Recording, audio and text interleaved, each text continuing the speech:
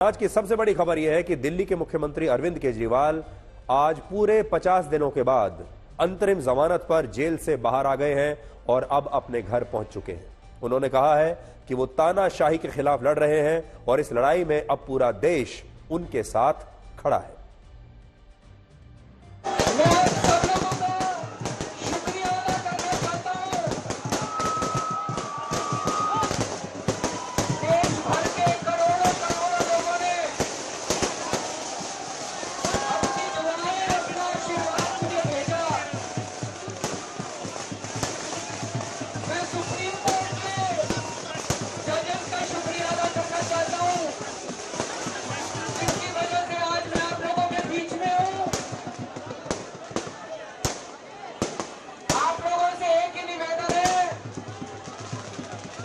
सबको मिलके देश को तानाशाही से बचाना है।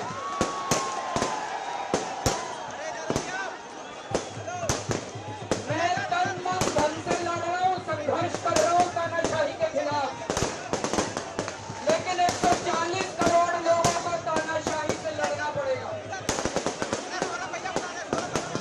आज आपके बीच में आगे बहुत अच्छा लग रहा है। अरविंद केजरीवाल को सुप्रीम कोर्ट से कुल मिलाकर 23 दिनों के लिए अंतरिम जमानत मिली है, जो 1 जून तक प्रभावी रहेगी। जब लोकसभा चुनावों के 7वें और आखिरी चरण की वोटिंग होगी तो 1 जून तक चुनाव समाप्त हो जाएगा और चुनाव समाप्त होने के अगले ही दिन यानी 2 जून को अरविंद केजरीवाल को फिर से जेल जाना होगा। यानी ये जो बेल मिली है उन्हें, ये स्थायी बेल नहीं है, उन्हें वापस जेल जाना होगा। ये अंतरिम बेल है, इसके बाद उन्हें जेल में ही जाना है और ये 23 दिन की बेल है। लेकिन अभी आम आदमी पार्टी इस बेल को अरविंद केजरीवाल की बेगुनाही के सर्टिफिकेट के तौर पर देश के सामने पेश कर रही है, जबकि हकीकत यह है कि यह बेल अरविंद केजरीवाल को सिर्फ चुनाव प्रचार करने के लिए मिली है। अरविंद केजरीवाल को इस समय जाहिर है आम आदमी पार्टी में इस समय माहौल जो है वो बड़ा जबरदस्त है, जोश बहुत हाई है और आम आदमी पार्टी के नेता कह रहे हैं कि टाइगर इज बैक, शेर वापस आ गया है। और देखिए ये अभी की ताजा तस्वीरें हैं जब अरविंद केजरीवाल अपने घर पहुंचे हैं और अरविंद केजरीवाल ने अब से कुछ देर पहले अपने घर पहुंचने के बाद फिर से मीडिया से बात की और कहा कि वो एक पल भी इंतजार नहीं करेंगे और कल से ही चुनाव प्रचार में जुट जाएंगे। हमारा देश 4000 साल से ज्यादा पुराना है। हमारा देश महान देश है, लेकिन जब जब इस देश पे किसी ने भी तानाशाही करने की कोशिश की, लोगों ने उसे कभी बर्दाश्त नहीं किया। आज देश तानाशाही के दौर से गुजर रहा है। मैं तन मन धन से उसके खिलाफ संघर्ष कर रहा हूं, पर 140 करोड़ लोगों को मिलकर इस तानाशाही को हराना होगा। मैं लोगों से अपील करता हूं कि हमें सबको मिलकर देश को बचाना है। कल सुबह 11 बजे हनुमान जी का आशीर्वाद लेने के लिए हम सब लोग हनुमान मंदिर जाएंगे कनॉट प्लेस में। मैं सभी लोगों से अपील करता हूं कि सब लोग आएं, सब लोग हनुमान जी का आशीर्वाद लेंगे। करेंगे सर कैंपेन। और 1 बजे पार्टी ऑफिस जाएंगे, पार्टी ऑफिस में प्रेस कॉन्फ्रेंस होगी और कल शायद साउथ दिल्ली में रोड शो है, उस रोड शो में पार्टिसिपेट करूंगा भगवंत मान साहब के साथ।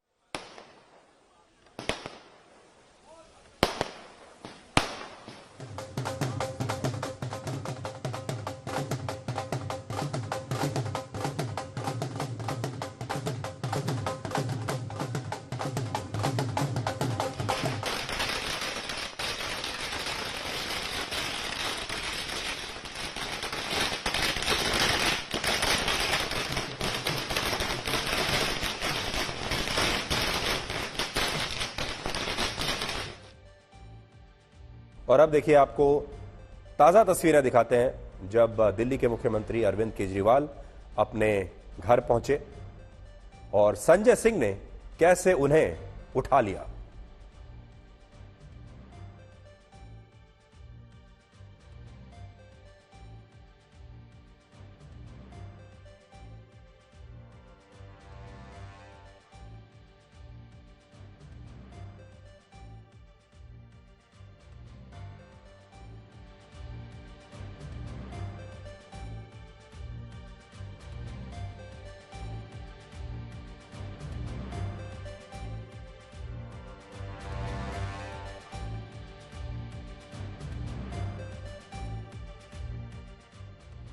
अरविंद केजरीवाल अपने घर पहुंचे।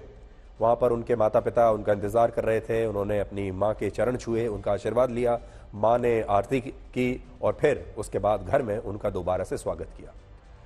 बहुत सारे लोगों को यह लग रहा था कि अरविंद केजरीवाल जेल से बाहर आने के बाद लंबा चौड़ा भाषण देंगे, जेल से बाहर निकलते ही चुनाव प्रचार एक तरीके से शुरू कर देंगे, जैसा कि संजय सिंह ने किया था। आपको याद होगा, संजय सिंह जैसे ही तिहाड़ जेल से बाहर निकले थे, उन्होंने लंबा चौड़ा भाषण वहीं से देना शुरू कर दिया था और लोगों को यह लग रहा था कि केजरीवाल भी वही करेंगे और प्रधानमंत्री मोदी पर सीधा हमला बोल देंगे जेल से निकलते ही। लेकिन आज उन्होंने ऐसा कुछ नहीं किया और आज उनके दोनों ही बयान जो आए हैं, एक तो जेल से बाहर निकलते ही, दूसरा घर पहुंचकर, ये दोनों ही बयान बड़े छोटे हैं और इन दोनों ही बयानों में उन्होंने सीधे सीधे प्रधानमंत्री मोदी का कोई जिक्र नहीं किया और यह बात काफी लोगों को कुछ अजीब भी लग रही है। दिल्ली में अरविंद केजरीवाल के नए पोस्टर्स लगने शुरू हो गए हैं, जिनमें लिखा है कि दिल्ली का शेर वापस आ गया और टाइगर इज बैक। देखिए, इस तरह के पोस्टर्स अब दिल्ली में लग रहे हैं और टाइगर इज बैक ये कहकर केजरीवाल का स्वागत किया जा रहा है और कल केजरीवाल अपना रोड शो भी करेंगे। आज आप में से बहुत सारे लोगों को शायद ये बात पता नहीं होगी कि अरविंद केजरीवाल ने सुप्रीम कोर्ट से असल में अंतरिम जमानत मांगी ही नहीं थी, यानी ये जो बेल है ये बिन मांगे मिली है अरविंद केजरीवाल को। तो अरविंद केजरीवाल असल में बहुत किस्मत वाले नेता हैं। किस्मत उनका हर जगह साथ देती है। संघर्ष तो उन्हें बहुत करना पड़ा, लेकिन आखिर में किस्मत हर बार उनका कुछ ना कुछ साथ दे देती है। और आज भी मैं ये कहना चाहूंगा कि आज भी अरविंद केजरीवाल किस्मत के बड़े धनी रहे कि उन्होंने सुप्रीम कोर्ट से बेल मांगी नहीं थी, फिर भी सुप्रीम कोर्ट ने बिना मांगे उन्हें बेल दे दी। कैसे? देखिए, अरविंद केजरीवाल चाहते ये थे कि सुप्रीम कोर्ट हाई कोर्ट के उस फैसले पर सुनवाई करे जिसमें हाई कोर्ट ने केजरीवाल की गिरफ्तारी को अवैध बताने वाली याचिका खारिज कर दी थी। यानी केजरीवाल असल में हाई कोर्ट की याचिका को, हाई कोर्ट के फैसले को चुनौती देने के लिए सुप्रीम कोर्ट गए थे। वो ये कहने के लिए गए थे कि हाई कोर्ट ने जो फैसला सुनाया है ये गलत है और मेरी जो गिरफ्तारी है वो अवैध है। इस फैसले को चुनौती दे रहे थे और सुप्रीम कोर्ट ने जब इस याचिका को सुनवाई के लिए स्वीकार किया, तब भी अरविंद केजरीवाल को इस मामले में अंतरिम जमानत देने का कोई सवाल नहीं उठा था, उन्होंने मांगी भी नहीं थी। अरविंद केजरीवाल सुप्रीम कोर्ट में अपनी गिरफ्तारी को चुनौती दे रहे थे और ईडी उनकी गिरफ्तारी को सही बता रहा था। सारी बहस इस बात पर थी और केजरीवाल लगातार यह कह रहे थे कि मेरी गिरफ्तारी ही अवैध है। लेकिन 29 अप्रैल को इस मामले में एक नया मोड़ आया और सुप्रीम कोर्ट ने अरविंद केजरीवाल से यह पूछा कि वो जब गिरफ्तारी को चुनौती देने के खिलाफ सुप्रीम कोर्ट आए हैं तो उन्होंने अंतरिम जमानत के लिए ट्रायल कोर्ट में अर्जी क्यों नहीं लगाई। सुप्रीम कोर्ट ने यही कहा कि अगर आपको चाहिए तो आप ट्रायल कोर्ट में जाकर जमानत ले लेते, बेल ले लेते, आपने बेल एप्लीकेशन क्यों नहीं लगाई। इस पर अरविंद केजरीवाल ने कोर्ट से कहा कि उनकी गिरफ्तारी अवैध है, इसलिए वो बेल लेने के लिए ट्रायल कोर्ट के पास नहीं गए। यानी उन्हें बेल नहीं चाहिए, जमानत नहीं चाहिए, उन्हें रिहाई चाहिए, परमानेंट रिहाई चाहिए। 30 अप्रैल को इस मामले में फिर से सुनवाई हुई और अदालत में गिरफ्तारी की टाइमिंग पर काफी लंबी बहस हुई और कोर्ट की तरफ से यह सवाल पूछा गया कि चुनाव से पहले ही अरविंद केजरीवाल को गिरफ्तार क्यों किया गया। और यही वो टिप्पणी थी जिसके आधार पर अरविंद केजरीवाल को कोर्ट से बिना मांगे बेल मिल गई। तो 2 दिन पहले जो सुप्रीम कोर्ट में जब ये बहस चल रही थी और वो बहस सुप्रीम कोर्ट ने आगे 2 दिन बाद के लिए टाल दी थी, यानी आज के लिए नई डेट दी थी, उसी दिन ऐसा लग रहा था कि अरविंद केजरीवाल को बेल मिल जाएगी, क्योंकि उस दिन सुप्रीम कोर्ट का जो रुख था वो ये साफ बता रहा था कि वो चाहती है कि केजरीवाल को एक इंटरिम बेल मिल जाए और वही आज हुआ। 3 मई को कोर्ट ने यह कहा कि गिरफ्तारी और रिमांड को चुनौती देने वाला जो मामला है उसकी सुनवाई में तो समय लग सकता है, लेकिन अदालत लोकसभा चुनावों को देखते हुए अरविंद केजरीवाल को अंतरिम जमानत देने पर विचार कर सकती है। फिर 7 मई को इस मामले में बेल की शर्तें और ग्राउंड्स पर बहस हुई और आज अरविंद केजरीवाल को सुप्रीम कोर्ट से बिना मांगे ही इस मामले में 1 जून तक के लिए अंतरिम जमानत मिल गई। सुप्रीम कोर्ट ने कहा है कि 1 जून को जब लोकसभा चुनावों के 7वें और अंतिम चरण के लिए वोटिंग होगी, उस दिन तक अरविंद केजरीवाल बेल पर बाहर रह सकते हैं, लेकिन इसके बाद 2 जून को उन्हें तुरंत प्रभाव से सरेंडर करना होगा और वापस तिहाड़ जेल जाना होगा। सुप्रीम कोर्ट ने 4 शर्तों पर अरविंद केजरीवाल को जमानत दी है। पहली शर्त यह कि वो मुख्यमंत्री कार्यालय और दिल्ली सचिवालय नहीं जाएंगे। तो देखिए कितनी अजीब सी बात है कि जब वो जेल में थे तो जेल में रहकर वो सरकार चला रहे थे, लेकिन जेल से बाहर आकर वो सरकार नहीं चला पाएंगे। दूसरा, सरकार के किसी भी कामकाज में दखल नहीं देंगे और ना ही किसी सरकारी फाइल पर हस्ताक्षर करेंगे। तीसरा, शराब घोटाले में अपनी भूमिका पर कोई टिप्पणी नहीं करेंगे। चौथा, शराब घोटाले से जुड़े किसी भी गवाह से मिलने की कोशिश नहीं करेंगे और ना ही इस घोटाले से संबंधित किसी फाइल को देखेंगे। यानी सुप्रीम कोर्ट यह चाहता है कि मुख्यमंत्री होने के नाते उनके पास जो संवैधानिक शक्तियां हैं वो उनका दुरुपयोग ना करें।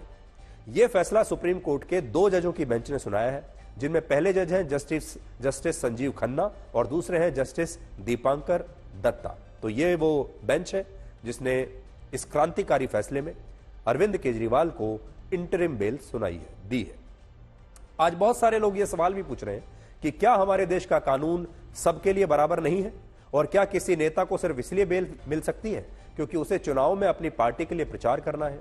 और अगर ऐसा है तो फिर झारखंड के पूर्व मुख्यमंत्री हेमंत सोरेन को चुनाव में प्रचार करने के लिए कोर्ट से बेल अब कब मिलेगी? देखिए, सुप्रीम कोर्ट ने हालांकि अपना एक मानवीय चेहरा दिखाया है और उसी के नाते सुप्रीम कोर्ट ने अरविंद केजरीवाल को यह 23 दिन की इंटरिम बेल दी है। लेकिन इस बेल के बाद सुप्रीम कोर्ट ने खुद ही एक इतना बड़ा दरवाजा खोल दिया है और अब आने वाले दिनों में सुप्रीम कोर्ट के पास ही ऐसी बहुत सारी याचिकाएं आने वाली हैं जिनमें वो सारे नेता जो जेल में बंद हैं, जो चुनाव लड़ना चाहते हैं या जिनकी पार्टी चुनाव लड़ रही है, वो सारे लोग आकर यही कहेंगे कि जैसा अरविंद केजरीवाल के मामले में हुआ उन्हें भी वैसे ही संवैधानिक अधिकार प्राप्त होने चाहिए। ये सारे सवाल इसलिए उठ रहे हैं क्योंकि सुप्रीम कोर्ट से केजरीवाल को अंतरिम जमानत इस केस की मेरिट पर नहीं बल्कि लोकसभा चुनावों की वजह से मिली है। सुप्रीम कोर्ट ने साफ शब्दों में यह लिखा है कि वो अभी इस केस की मेरिट पर कोई चर्चा नहीं कर रहा और केजरीवाल को बेल सिर्फ इसलिए दी जा रही है क्योंकि देश में लोकसभा के चुनाव चल रहे हैं और ये जो चुनाव है ये फसल की कटाई की तरह नहीं है जो हर 4-6 महीने में फसलों की कटाई होती रहती है। ये चुनाव 5 साल में एक बार आते हैं, इसलिए अदालत ने अरविंद केजरीवाल को सिर्फ चुनावों के लिए 1 जून तक बेल देने का यह फैसला किया है। और मैं अगर शब्दशः सुप्रीम कोर्ट का फैसला आपको पढ़कर सुनाऊं तो उसमें यही लिखा है कि अभी इस मामले में सभी पक्षों को सुनकर यह फैसला देना संभव नहीं है कि अरविंद केजरीवाल की गिरफ्तारी वैध थी या अवैध, या अरविंद केजरीवाल पर लगे शराब घोटाले के आरोप सही है या गलत। लेकिन लोकसभा के चुनावों को देखते हुए यह जरूरी है कि कोर्ट अरविंद केजरीवाल को बेल दे। यह सही नहीं होगा कि इस वक्त अरविंद केजरीवाल से यह कहा जाए कि वो अंतरिम जमानत लेने के लिए ट्रायल कोर्ट में अर्जी दें, क्योंकि इसमें समय लगेगा और तब तक लोकसभा के चुनाव समाप्त हो जाएंगे। लोकसभा के चुनाव 5 साल में एक बार आते हैं और चुनाव ही वो माध्यम है जो लोकतंत्र को बनाए रखता है। इसलिए अरविंद केजरीवाल को आज बेल दी जा रही है। अदालत इस दलील को खारिज करती है कि इस मामले में अरविंद केजरीवाल को बेल देने से उन्हें कोई स्पेशल स्टेटस या प्रीमियम दिया गया है। इसमें कोई शक नहीं कि अरविंद केजरीवाल पर लगे आरोप काफी संगीन है, गंभीर है, लेकिन यहां यह बात भी याद रखनी होगी कि अरविंद केजरीवाल अब तक दोषी साबित नहीं हुए हैं और ना ही वो आदतन अपराधी हैं या समाज के लिए कोई खतरा है। इसलिए चुनावों को देखते हुए उन्हें बेल दी जा सकती है क्योंकि सुप्रीम कोर्ट इस केस को असाधारण मान रही है। तो मैं आपको आज मैं सुप्रीम कोर्ट का यह फैसला लेकर भी आया हूं और इसमें साफ सुप्रीम कोर्ट ने लिखा है, at this stage it is not possible for us to either conclude the arguments और finally pronounce the judgment. However, there is an intervening factor which has prompted us to consider and pass the present order, namely 18th Lok Sabha general elections which are in progress। यानी चुनावों की वजह से अरविंद केजरीवाल को ये 23 दिन की bell मिली है, ऐसा सुप्रीम कोर्ट का कहना है। और आखिर में वो लिखते हैं, the grant of interim bail will not be treated as an expression of opinion on the merits of the case or the criminal appeal which is pending consideration before us। तो ये बेल मिलने का मतलब ये नहीं है कि supreme court का ऐसा मानना है कि केजरीवाल निर्दोष हैं या सुप्रीम कोर्ट ने इस केस पर कोई टिप्पणी की है या सुप्रीम कोर्ट को ऐसा लगता है कि केजरीवाल को फंसाया गया है, वो निर्दोष है। ऐसी कोई बात नहीं है। वो इस केस पर बाद में अलग से विचार करेंगे। ये ट्रायल कोर्ट में ये मामला अलग से चलेगा और जो सुप्रीम कोर्ट में ये जो मामला आया है इस पर बाद में फिर से सुनवाई होगी जब अरविंद केजरीवाल वापस सरेंडर कर देंगे। ईडी का कहना था कि चुनाव में प्रचार करने का अधिकार मौलिक अधिकारों में शामिल नहीं है और ना ही यह संवैधानिक अधिकार है और इसलिए अरविंद केजरीवाल को बेल देने से देश में गलत संदेश जाएगा। और ईडी ने यह भी कहा कि आज तक कभी ऐसा नहीं हुआ जब चुनावों की वजह से किसी नेता को कोर्ट ने जमानत दी हो और भारत जैसे देश में जहां हर साल एक नहीं कई चुनाव होते हैं वहां इस आधार पर अरविंद केजरीवाल को बेल देना कानून के लिए अभिशाप जैसा होगा और यह समानता के सिद्धांत के भी विरुद्ध होगा। लेकिन सुप्रीम कोर्ट ने ईडी की इनमें से किसी भी दलील को स्वीकार नहीं किया और चुनाव में प्रचार करने के लिए केजरीवाल की बेल मंजूर कर ली।